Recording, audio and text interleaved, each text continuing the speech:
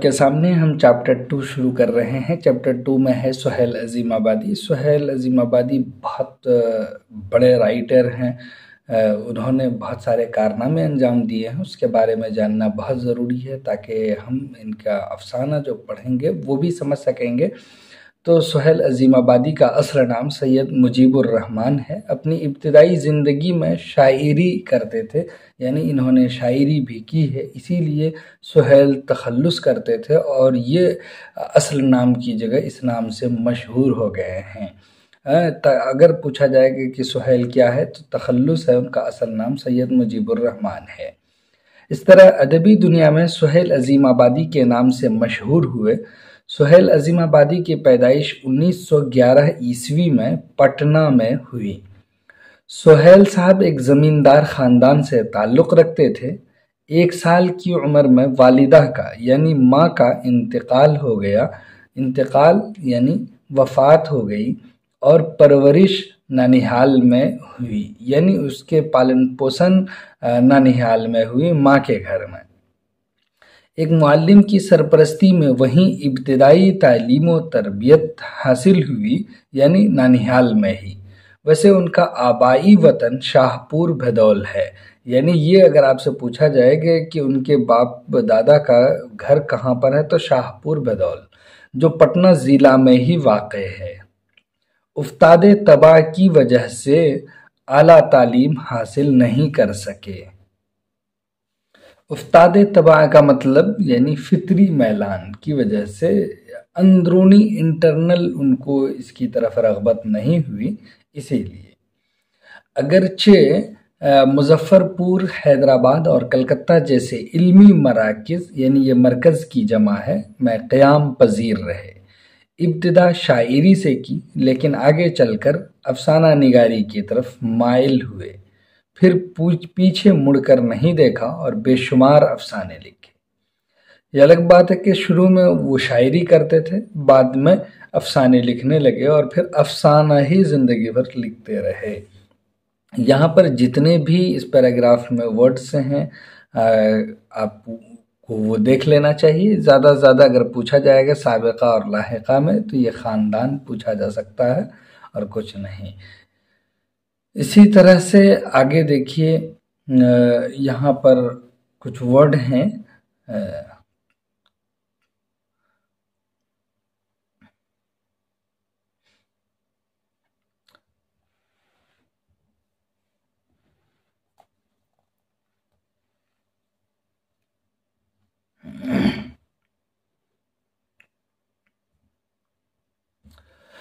اس کے بعد ہے یہ پیراگراف کہ سہیل عظیم آبادی نے آل انڈیا ریڈیو کی ملازمت اختیار کی۔ آپ کو ایسے اگر پوچھا جائے کہ سب سے پہلے تعلیم چھوڑنے کے بعد اس نے کیا کام کیا ہے تو آل انڈیا ریڈیو کی ملازمت انہوں نے اختیار کی۔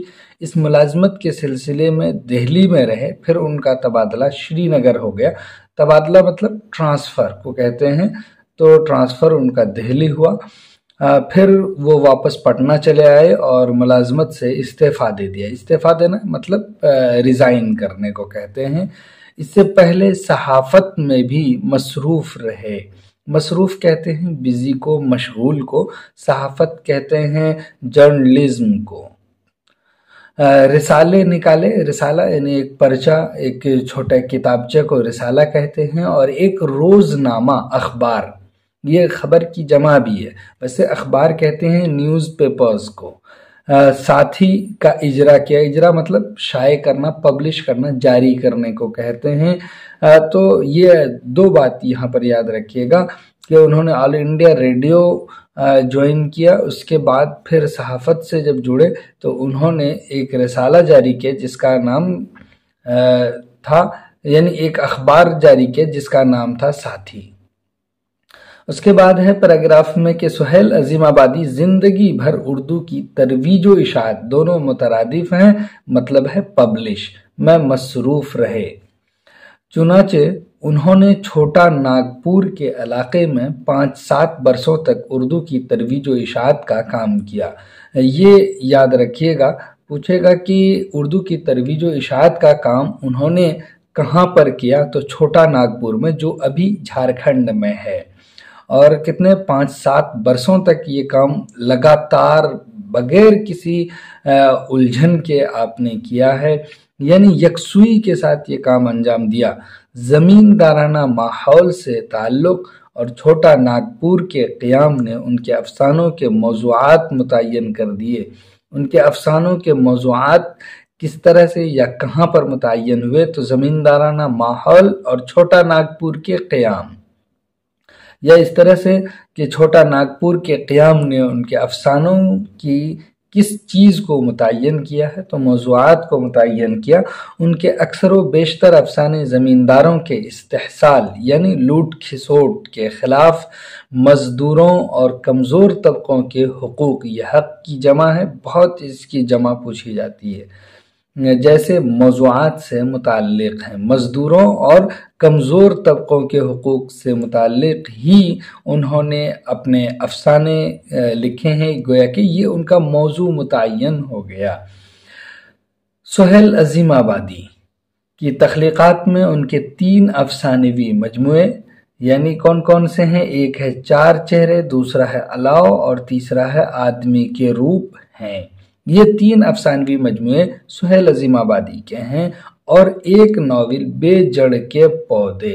یہ بھی آپشن میں رہتا ہے کہ ان کے ناول کون سی ہے، تو آپ بتائیے۔ بے جڑ کے پودے سہیل عظیم آبادی کے ناول ہیں۔ ان مجموعوں کے علاوہ سہیل کے افسانوں کی تعداد 125 تک پہنچتی ہے۔ 1990 عیسوی میں سہیل عظیم آبادی کا انتقال ہو گیا، یعنی ایک بڑے رائٹر کا انتقال 1980 میں ہوا۔ اس چیپٹر میں آپ نے پڑھا کہ سہیل عظیم آبادی 1911 عیسوی میں نانیہال میں پیدا ہوئے، وہیں پر پلے اور بڑھے، جبکہ ان کی والدہ کا انتقال ان کی عمر 1 سال ہوئی تھی اسی وقت ہو گئی تھی۔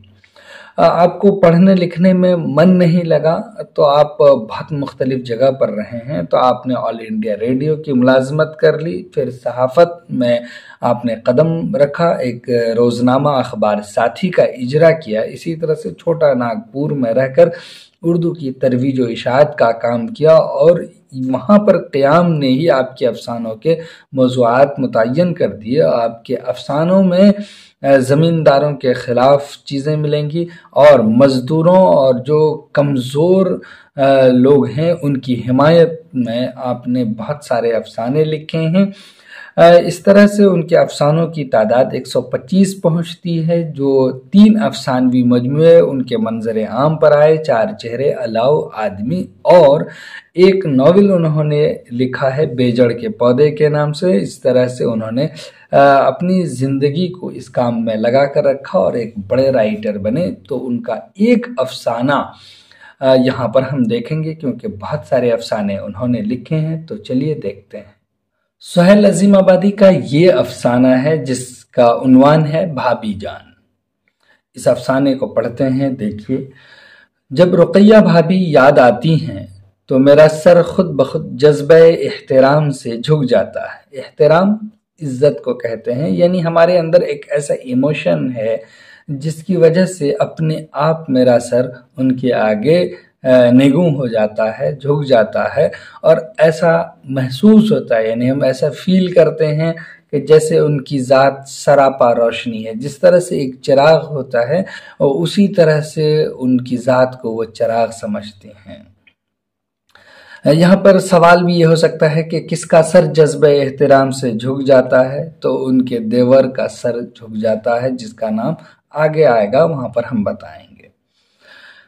ان کی یاد کے ساتھ ساتھ مجھے وہ شمع یاد آ جاتی ہے جو کلیسا کی اونچی، کلیسا کہتے ہیں یعنی عیسائیوں کے عبادت گاہ کو، جس کو گرجا کہا جاتا ہے، کہ اونچی قربان گاہ پر جلتی اور پگھلتی رہتی ہے۔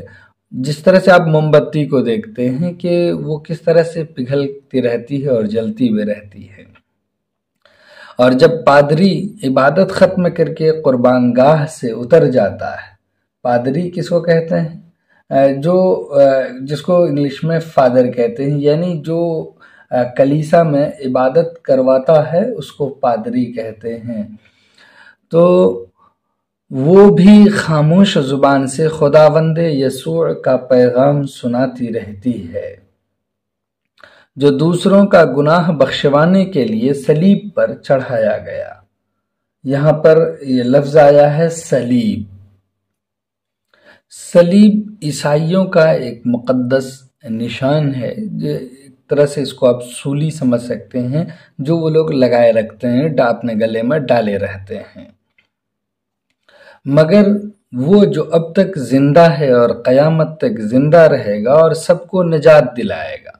निजात किसको कहते हैं? छुटकारा को कहते हैं, रिहाई को कहते हैं। जो वो गुनाह कर रहे हैं वो गोया कि उनसे ख़त्म कर देगा, उसको मिटा देगा। इसी वजह से वो सलीब पर चढ़ाया गया।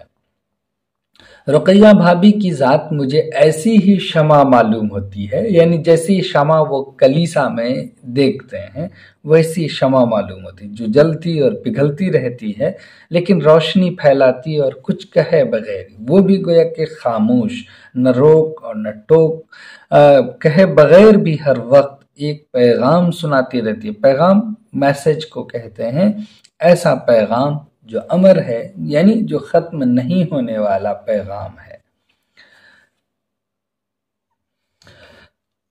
अब देखिए कि भाभी ने सुबह सवेरे आवाज दी, खैर तो है शहजादे। शहजादा यानी बादशाह के बेटे को कहते हैं शहजादा, यानी कह रहे हैं ठीक तो है, घोड़े बेचकर सोए हो, ये मुहावरा है।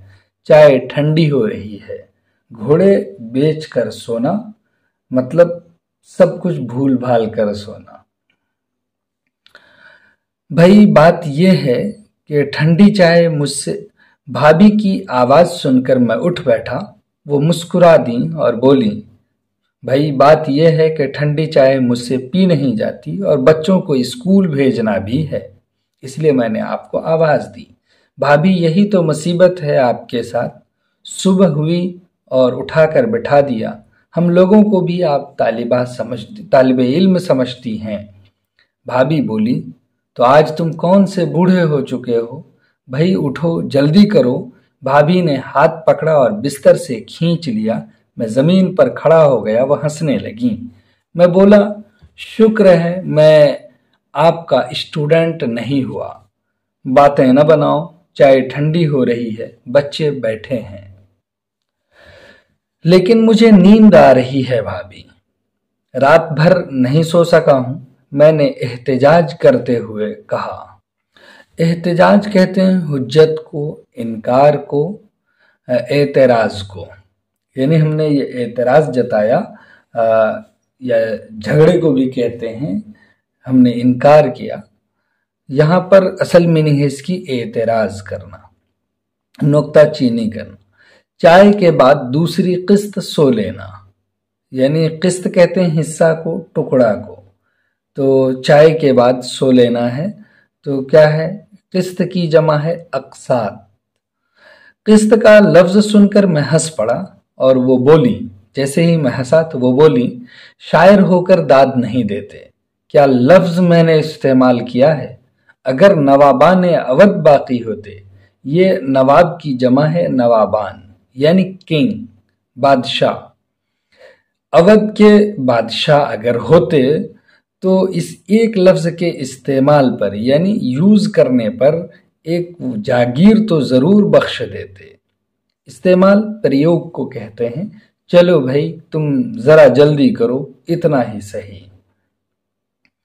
और भाभी खाने के कमरे में चली गईं और जब थोड़ी देर में मैं मेज पर पहुंचा तो बच्चे चाय खत्म कर रहे थे। नन्ही रेहाना बोली, चाचा जान, हम लोग चाय खत्म कर चुके हैं, अब आप हमारी झूठी चाय पीजिए। स्कूल की लारी ने, यानी सवारी गाड़ी ने हॉर्न बजाया और बच्चियां ताली बजाती हुई बाहर चल दी। भाभी ने चाय ढालकर मेरी तरफ बढ़ाई और बोली, अगर तुम जवान इतनी देर तक सोते रहोगे तो क्या करोगे? वो कह रहे हैं, शेर कहूंगा और क्या करूंगा, और कुछ नहीं।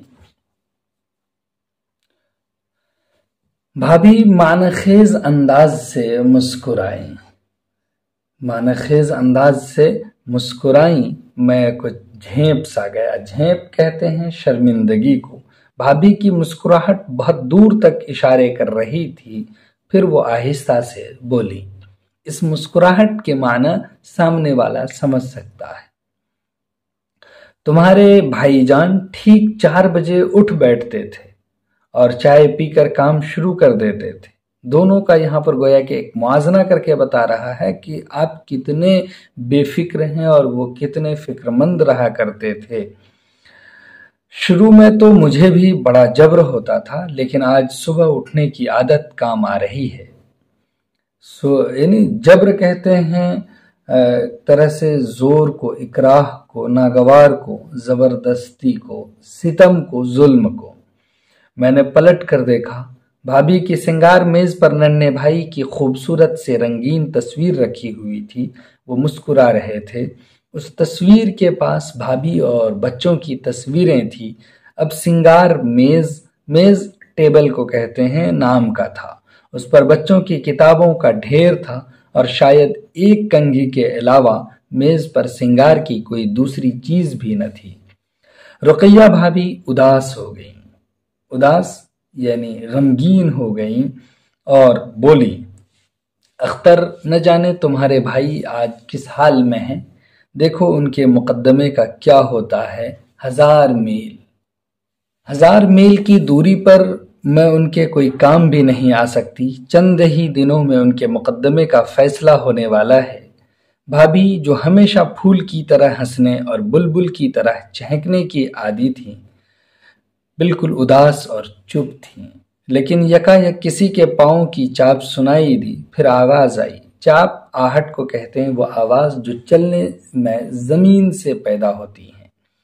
मैं आ सकती हूँ, आ जाओ, भाभी ने कहा और एक जवान सी लड़की कमरे में दाखिल हुई। भाभी ने देखते ही कहा, आओ शम्मी, चाय पियो।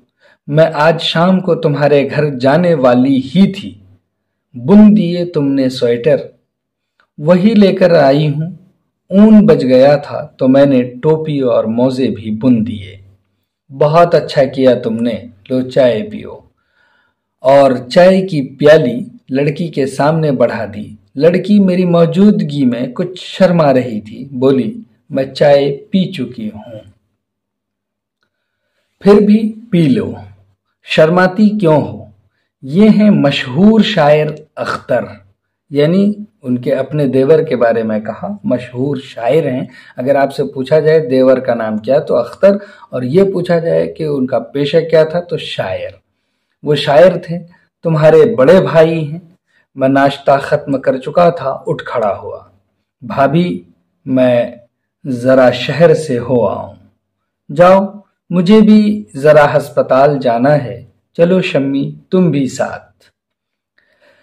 मैंने कमरे की खिड़की से भाभी को बंगले के अहाते से बाहर जाते देखा। उनके हाथ में दूध की वो बोतल थी जो बहुत देर से मेज पर रखी हुई थी। ये तो मुझे 2 दिन के बाद मालूम हुआ कि भाभी के एक पुराने मुलाजिम की बेटी अस्पताल में है। 2 महीने पहले उसके शौहर का इंतकाल हो गया था और उसके बच्चा पैदा हुआ है। उसका कोई भी देखने वाला नहीं। भाभी खुद ही दोनों वक्त दूध की बोतल लेकर 2 फरलांग पैदल जाती हैं और दूध पहुंचाती हैं, और स्वेटर मोजे उसी बच्चे के लिए बनवाए थे।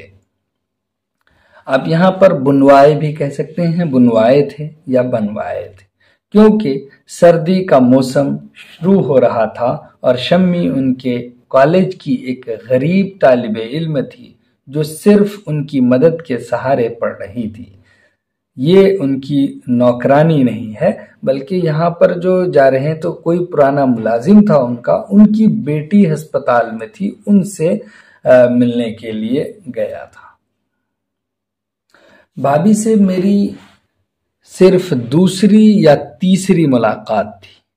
अभी ज़्यादा मर्तबा मुलाकात हुई नहीं थी, अलबत्ता ख़त व किताबत बहुत ज़्यादा थी, लेकिन 3 दिन साथ रहकर मालूम हुआ। अब ये आपसे पूछा जाएगा कितने दिन साथ रहे हैं, तो 3 दिन साथ रहे हैं उन अपने देवर के साथ, कि वो आदमी नहीं मशीन थी। صبح اٹھ کر کام شروع کر دیتی۔ ان کا زمانہ بھی بالکل بدل چکا تھا۔ کبھی 4-5 نوکر اور مامائیں ہوتی تھیں، اب ان کے پاس صرف ایک نوکر تھا۔ ابھی کتنے نوکر تھے؟ صرف ایک نوکر تھے جو بازار سے سودا لاتا اور کھانا بھی پکاتا تھا۔ پھر روپوں کی بھی بڑی تنگی تھی۔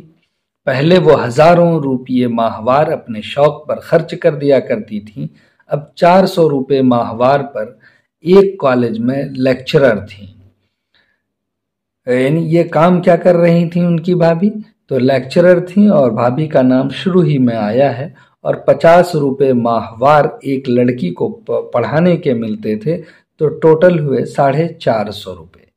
لے دے کر یہی ان کی آمدنی تھی، اور خرچ اپنی جگہ پر بلکہ کچھ زیادہ ہی۔ اپنے اور بچوں کا خرچ ہوتا تو کسی طرح پورا ہو جاتا، لیکن وہ بھی بڑھ گیا تھا۔ بچوں اور اپنی ضرورتوں کے علاوہ ایک مستقل رقم یعنی پیسے ہی کو کہہ رہے ہیں، مستقل رقم انہیں ہر مہینے مزدوروں اور طالب علموں کی انجمنوں کو دینا پڑتی تھی۔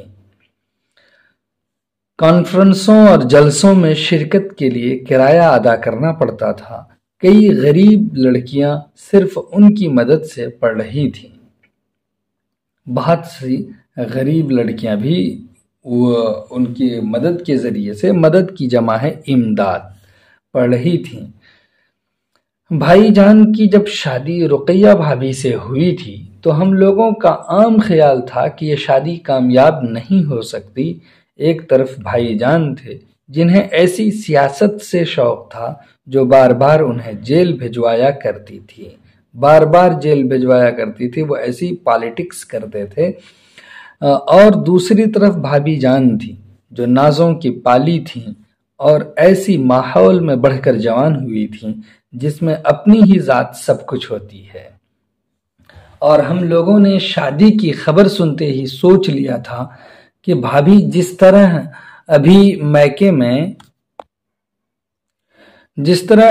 میکے میں شان سے رہتی ہیں رہا کریں گی، اور بھائی جان جیل میں رہیں گے۔ بعضوں کا تو یہ خیال تھا کہ بھائی جان بھی سیاست کے چکر سے نکل کر بیرسٹری کریں گے، یعنی وکالت کریں گے، اور اپنی عالیشان کوٹھی میں شان کی زندگی گزاریں گے۔ یعنی کوٹھی، امیروں کے رہنے کا بڑا مکان کو کوٹھی کہتے ہیں، اس میں رہیں گے، یا پھر آرام کرسی والی سیاست چلے گی اور کتابوں کی باتیں دہرائیں گے۔ لیکن سب کا خیال غلط نکلا۔ بھائی جان نے رقیہ بھابھی کو اپنے رنگ میں جلد ہی رنگ دیا، اور وہ قدم بقدم ساتھ چلنے لگیں۔ اور شادی کے بعد جیسے ہی بھائی جان گرفتار ہوئے اور انہیں 2 سال کی سزا ہو گئی، شادی کے بعد انہیں 2 سال کی سزا ہو گئی، بھابھی جان نے اپنے لیے راہ تلاش کر لی۔ راہ کہتے ہیں راستے کو، ایک راستہ انہوں نے کھوج لیا۔ 2 سال کی ان کی گرفتاری کے بعد BA وہ پہلے ہی کر چکی تھی، یعنی شادی سے پہلے ہی انہوں نے گریجویشن کر لیا تھا۔ جلد ہی تیاری کر کے MA کر لیا، انہوں نے MA کر لیا اور کالج میں لیکچرر ہو گئیں، اور اکلوتی بچی کی دیکھ بھال میں لگ گئیں۔ یعنی MA شادی کے بعد انہوں نے کیا، پھر اس کے بعد کالج میں جوائن کر لیا تھا جہاں ان کو 400 روپے ماہوار ملتے تھے۔ 2 سال کے بعد جب پھر بھائی جان جیل سے آئے تو اپنی سرگرمیوں میں رہے، اور بھابھی جان کام کرتی رہیں۔ پھر 2 بچے ہوئے اور وہ انہیں پالتی رہیں۔ اب بھائی جان 3 سال سے نظر بند ہیں، یعنی جیل میں ہیں۔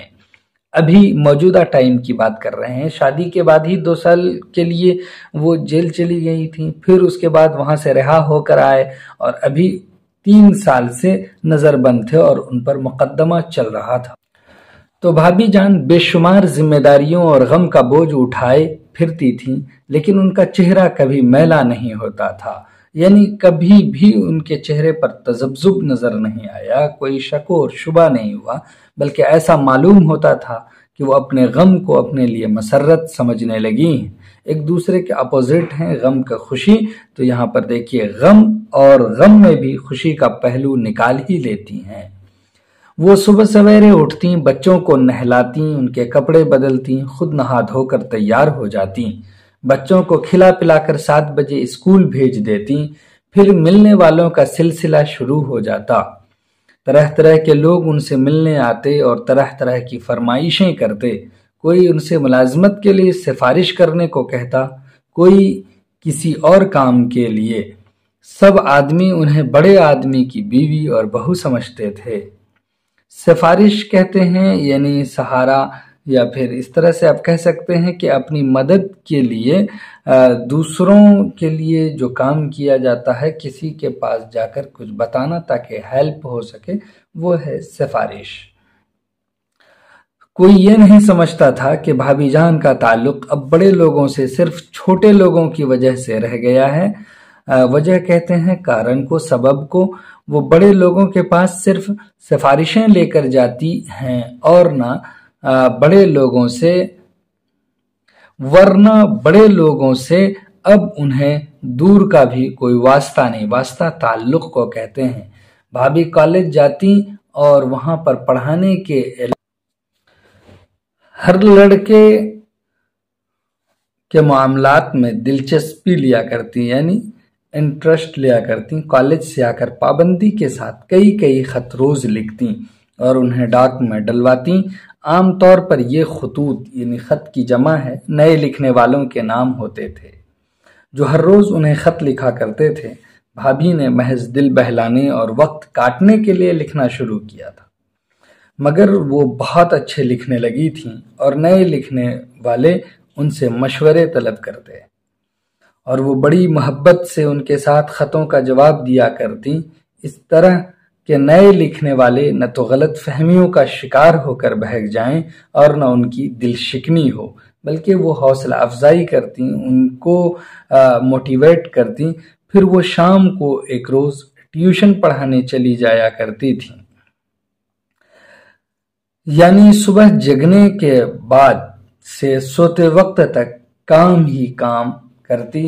यानी सोते वक्त तक काम आदमी का है, मशीन मालूम होती थी। उनके खत लिखने का शौक से तंग आकर मैंने कहा, वो कह रहे हैं कि भाभी आपने क्या इल्लत पाल रखी है। इल्लत कहते हैं बीमारी को, रोग या लत को यहाँ आप कह सकते हैं। वो लत जो बुरी आदत में शुमार होती हैं। कॉलेज में तो सर खपाती ही हैं, घर पर भी एक कॉलेज बना रखा है।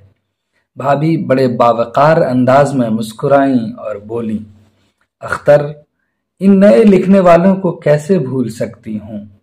ये तो हमारे मुस्तकबिल की उम्मीदें हैं, यानी फ्यूचर की उम्मीदें हैं। अगर मैं उन पौधों पर रोज छिड़काव नहीं कर सकती, उनकी खिदमत नहीं कर सकती कि उनमें फूल लगें और सारा बाग महक उठे, तो कम से कम जो कुछ कर सकती हूँ वो करना चाहिए।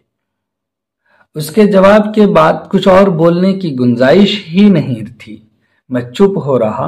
एक दिन शाम के वक्त वही लड़की शम्मी उनके पास आई। वो बहुत उदास थी और कुछ कहना चाहती थी, लेकिन फिर भी नहीं कह सकती थी। बार बार उसके होंठ कांप कर रह जाते थे और ऐसा मालूम होता था कि अब वो रो देगी। भाभी ने हस्बे आदत यानी आदत के मुताबिक उसे बैठाया और बातें की। फिर आने की वजह पूछी तो वो कुछ भी न बोली।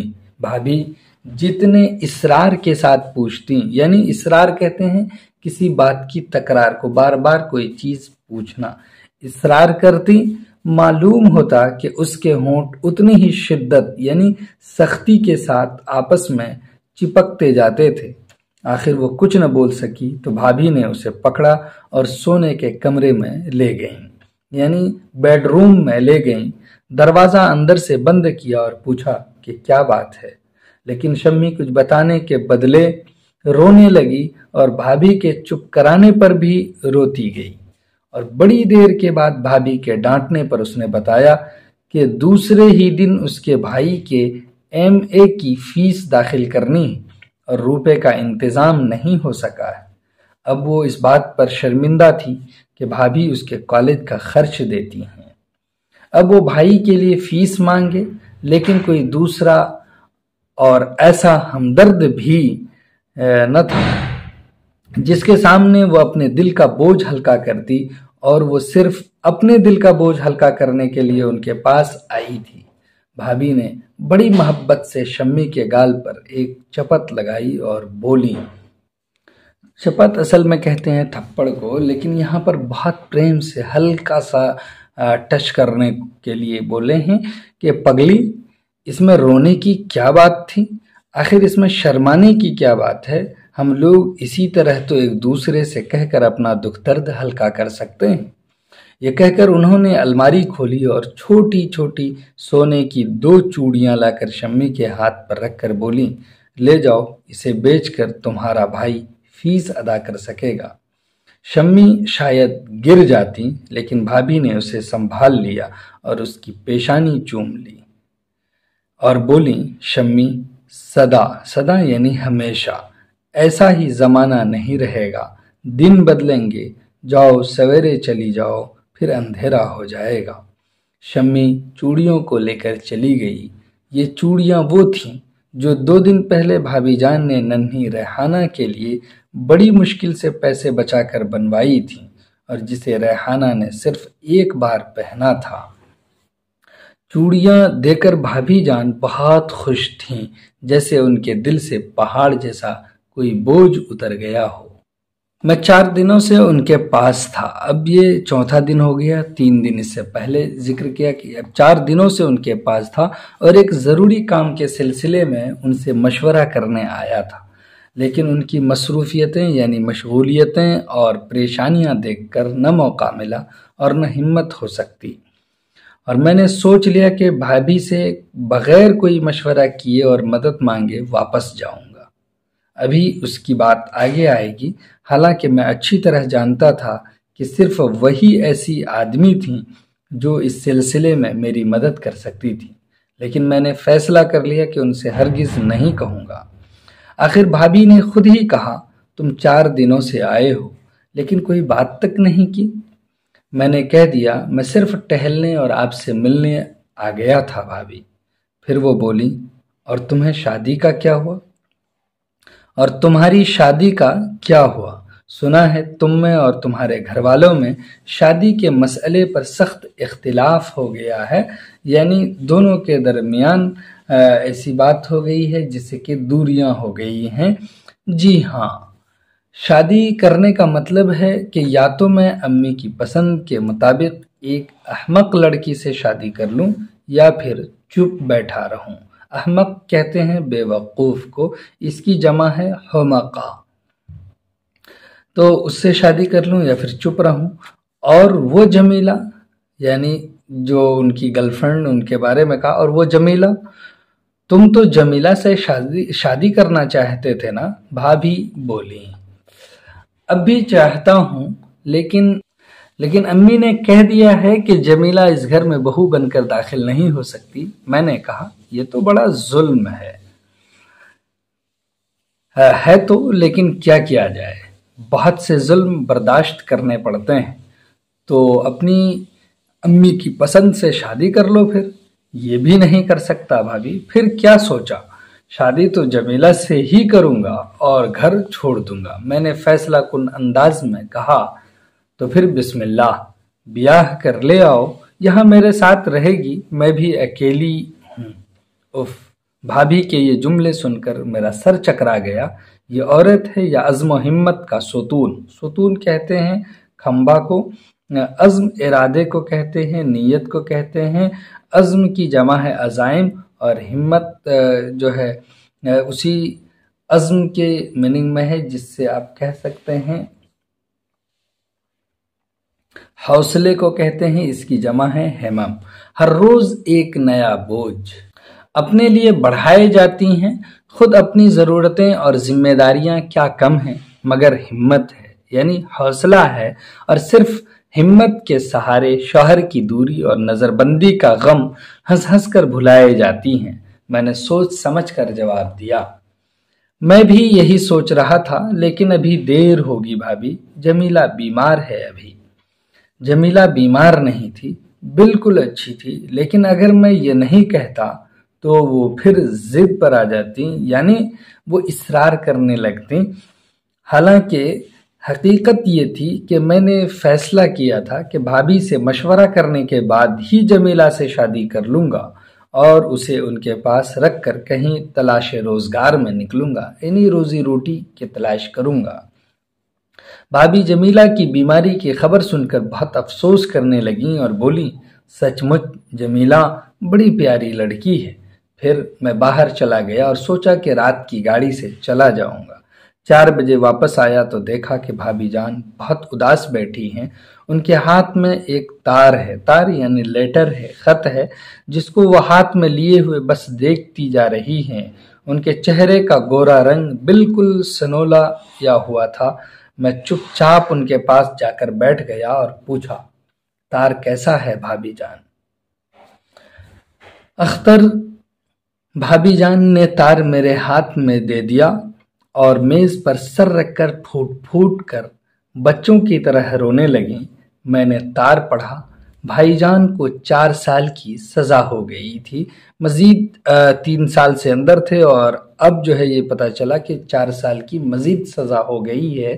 میں نے کچھ دیر کے بعد بمشکل کہا، بھابھی جان صبر کیجئے، ابھی تو آپ کو ایسے امتحانوں کی منزل کی جمع ہے منازل سے اور بھی گزرنا باقی ہے۔ اور بھابھی کو جیسے سکون آ گیا، وہ اٹھ بیٹھیں اور بولیں، ٹھیک کہتے ہو اختر، میں اگر پریشان ہوئی تو بچے اور پریشان ہوں گے۔ اتنا کہہ کر وہ اٹھیں اور منہ ہاتھ دھونے چلی گئیں۔ جب واپس آئیں تو معلوم ہوتا تھا کہ بس ایک لہر تھی جو آئی اور گزر گئی۔ لیکن ہم لوگ جتنی دیر تک چائے پیتے رہے، بھابھی کی نظر بار بار پرانے سنگار میز پر رکھی بھائی جان کی تصویر کا طواف کرتی رہی۔ طواف کرنا یعنی اس کے ارد گرد گھومنا، چکر لگانے کو کہتے ہیں، یعنی اس کی آنکھیں وہیں پر ٹکی رہیں اور اس کے ہی گرد گھومتی رہی۔ اسی وقت انہوں نے بتایا کہ ان کے پاسپورٹ کی درخواست نامنظور ہو گئی ہے، یعنی جو انہوں نے اپلیکیشن پاسپورٹ کے لیے دیا تھا وہ مسترد ہو گئی ہے، اور اسی رات انہیں دہلی جانا بہت ضروری ہے۔ تو اختر کہاں رہتے تھے؟ دہلی میں۔ اسی رات بھابھی جان دہلی چلی گئیں اور میں بھی واپس ہو گیا۔ یہاں پر جو ہے ان کی جو درخواست مسترد ہوئی تھی اس کے لیے وہ دہلی چلی گئیں، اور اختر بھی اپنے گھر واپس آ گیا۔ رات کے سناٹے میں ریل گزرتی جا رہی تھی اور مجھے ایسا معلوم ہوتا تھا کہ اندھیری رات میں بھابھی جان مجھے روشنی دکھا رہی تھیں۔ ریل تیزی کے ساتھ گزرتی جا رہی تھی اور میرے دل میں نئے ارادے، نئے حوصلے پیدا ہو رہے تھے، نئی امیدیں اور نئی امنگیں جاگ رہی تھیں۔ تو اس کو ہم نے پڑھا۔ یہاں پر کچھ ورڈ ہیں، ان کو بھی آپ دیکھ لیجئے گا۔ پھر اسی طرح سے آپ یہاں چیپٹر میں کچھ چیزیں ہیں جو آپ نے پڑھے ہیں، اس کا خلاصہ یہاں پر دیکھ لیجئے تاکہ آپ کو سمجھ میں آئے کہ اس چیپٹر میں آپ نے کیا پڑھا ہے۔ سہیل عظیم آبادی کی کہانی بھابھی جان میں آپ نے رقیہ بھابھی کے روپ میں عورت کے ایک ایسے کردار کے بارے میں پڑھا جو مہر و وفا اور ایثار و قربانی کی خوبصورت مثال ہے۔ کہانی جیسے جیسے آگے بڑھتی جاتی ہے، رقیہ بھابھی ہمارے دلوں میں اپنا ایک مستحکم مقام بناتی جاتی ہیں، یعنی وہ مستحکم کہتے ہیں مضبوط مقام بناتی جا رہی ہیں، ان کی جگہ بنتی چلی جا رہی ہے دل میں۔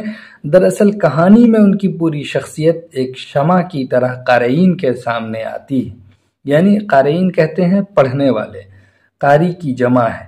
شمع جو خود جلتی اور پگھلتی رہتی ہے، اور ایک وقت ایسا آتا ہے کہ اس کا وجود ختم ہو جاتا ہے، لیکن اس کی روشنی سے نہ جانے کتنے تاریک ذہن منور ہوتے رہتے ہیں۔ ایک پوائنٹ یہاں پر اور ہے کہ رقیہ بھابھی پر گھر کی تمام ذمہ داریاں تھیں، بچوں کی تعلیم، وقت پر ان کے کھانے پینے کا انتظام، اپنے دیور کی خاطرداری۔ رقیہ بھابھی ہمیشہ مالی دشواریوں سے دوچار رہتی تھیں، اس لیے کہ وہ جس کالج میں لیکچرر تھیں وہاں سے ان کو صرف 400 روپے ماہانہ تنخواہ ملی تھی۔ بھابھی ایک لڑکی کو ٹیوشن بھی پڑھاتی تھیں، اس سے 50 روپے مل جاتے تھے، لے دے کر یہی ان کی کل آمدنی تھی اور خرچ بہت زیادہ۔ ان کے شوہر کو سیاست کا شوق تھا، یعنی پولیٹیشین تھے، جس کی وجہ سے انہیں بار بار جیل جانا پڑتا تھا اور سزائیں ان کی ہوتی تھیں۔ رقیہ بھابھی نے تمام باتوں کے باوجود کبھی اپنے شوہر کا حوصلہ پست نہیں ہونے دیا، یعنی ان کی ہمت بنی رہیں اور تنہا سارا غم جھیلتی رہیں۔ انہوں نے غموں کے درمیان خوش رہنا سیکھ لیا تھا۔ وہ ایک انتہائی ہمدرد اور مخلص عورت تھی۔ غریبوں اور بے سہارا لوگوں کی مدد کرنا ان کا محبوب مشغلہ تھا، یعنی کام۔ غریب بچیوں کی تعلیم اور ان کی شادی وغیرہ کے موقع پر بھی وہ مدد کرنے سے باز نہیں آتی تھیں، یعنی باز آنا رکتی نہیں تھیں۔ دوسری طرف ان کے شوہر کو سیاسی سرگرمیوں میں پیش رہنے کی وجہ سے زیادہ تر جیل میں ہی رہنا پڑتا تھا۔ اگر کبھی کچھ دنوں کے لیے رہائی بھی ہوتی تھی تو پھر کسی دوسرے مقدمے میں جلد سے جلد سزا ہو جاتی تھی۔ لیکن ان تمام باتوں کے باوجود رقیہ بھابھی نے کبھی خود کو مجبور اور بے سہارا نہیں محسوس کیا اور اپنے نامساعد حالات کے باوجود ہمیشہ دوسروں کو حوصلہ اور سہارا دیتی رہیں، یعنی اتنے مشکل حالات ان پر آئے اس کے بعد بھی دوسروں کے لیے حوصلہ اور سہارے کا کام کیا۔ سہیل عظیم آبادی یہ کہانی زبان، اسلوب اور ہیئت کے اعتبار سے ایک کامیاب اور عمدہ کہانی ہے۔ اس کا موضوع نیا نہیں ہے بلکہ بہت پرانا اور عام موضوع ہے، پھر بھی کہانی پڑھنے والوں کو ایک نیا عزم اور حوصلہ دیتی ہے۔ ساتھ ہی یہ سبق بھی کہ انسان اگر چاہے تو دشواریوں اور پریشانیوں کے درمیان بھی اپنے لیے جینے کی راہ نکال سکتا ہے۔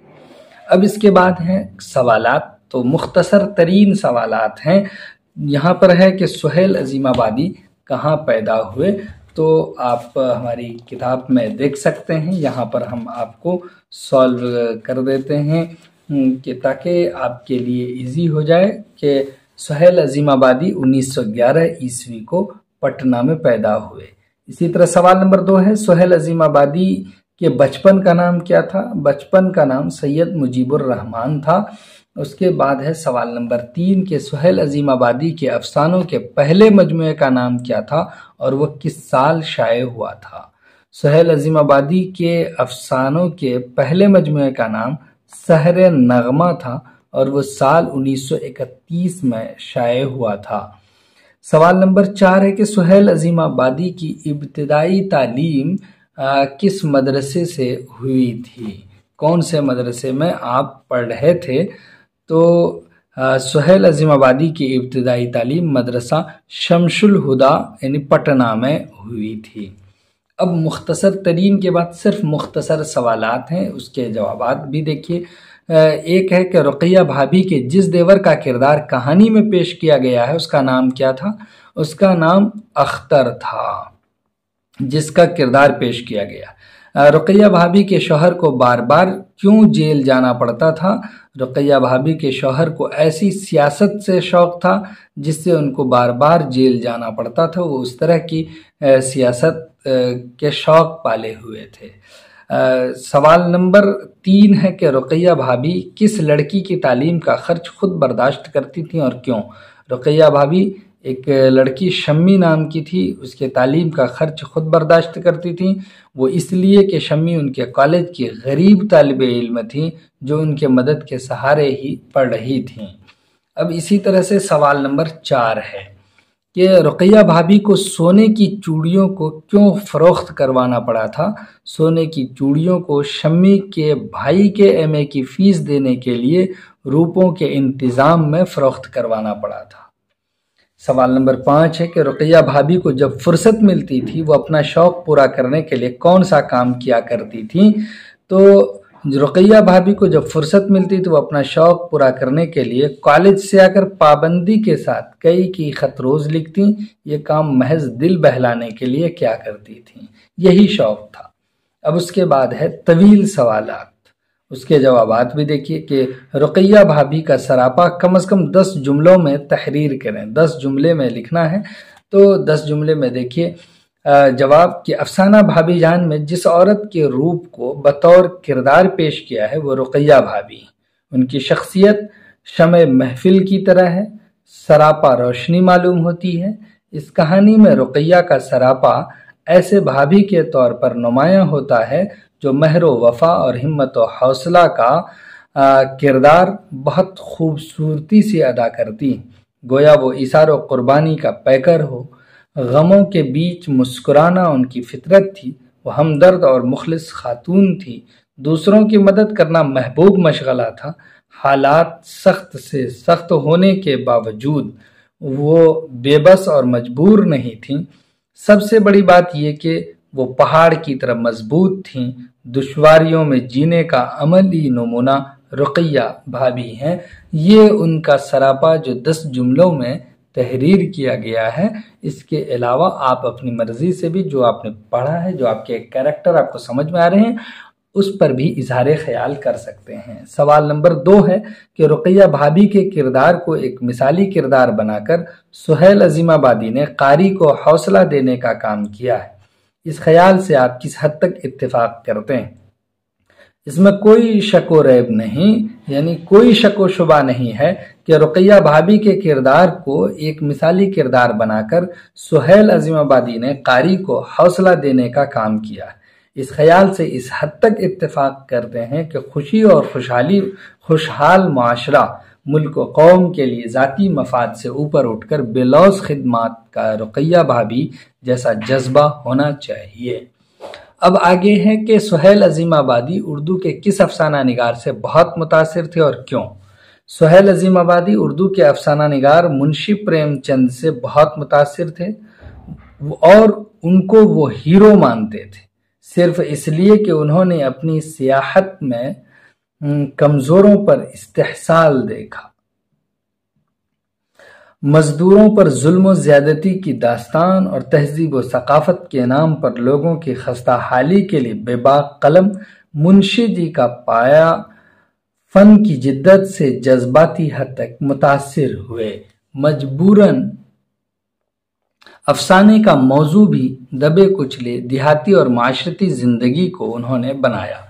اسی طرح سے افسانہ بھابھی کے کس کردار نے آپ کو سب سے زیادہ متاثر کیا اور کیوں؟ کہ فی نفسے ہی مجھے افسانہ بھابھی جان کے کردار میں بھابھی کا شوہر کی اضافی سزا کے تار کو پڑھ کر پھوٹ پھوٹ کر رونے اور پھر فوراً سنبھل جانے نے سب سے زیادہ متاثر کیا، اس لیے کہ بھابھی اپنے سے زیادہ دوسروں پر مہربان تھی۔ شوہر کو 4 سال کی سزا ہو گئی تھی۔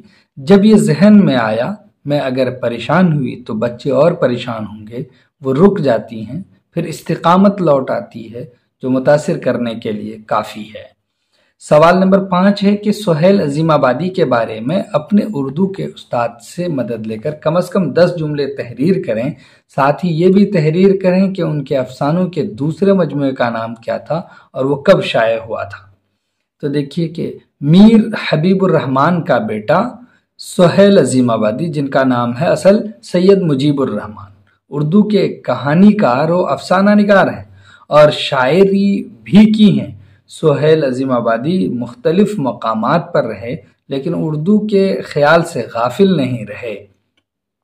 انہوں نے کئی طرح کی ملازمتیں کی مگر اردو زبان و ادب سے ہی ان کی شناخت اور پہچان ہوتی ہے۔ وہ ضرور پٹنہ میں پیدا ہوئے لیکن زندگی کا بیشتر حصہ سیاحت یعنی گھومنے پھرنے اور دوسرے شہروں کی ملازمت یا نوکری اور صحافت میں گزار دیے۔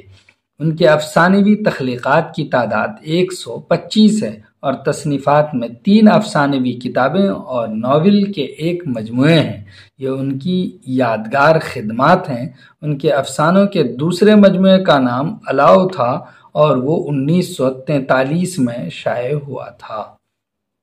اس طرح سے آپ نے سہیل عظیم آبادی کے بارے میں جان لیا۔ اور اس کے بعد ایک کوشچن ہے کہ بہار کے چند اہم افسانہ نگار میں سہیل عظیم آبادی، سید محمد محسن، قمر جہاں، شکیلہ اختر اور شمیم افضا قمر ہیں۔